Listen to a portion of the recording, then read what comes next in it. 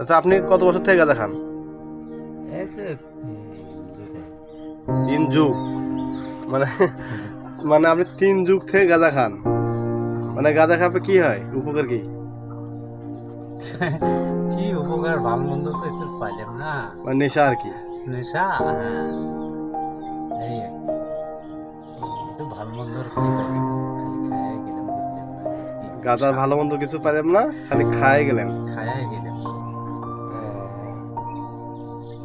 তো এটা খাওয়া বাদ দিয়েন এখন থেকে, ভালো হয়ে যান। আর কয়দিন তো মানুষের কয়দিন বাঁচে, 3 যুগ থেকে গাঁজা খান আপনি?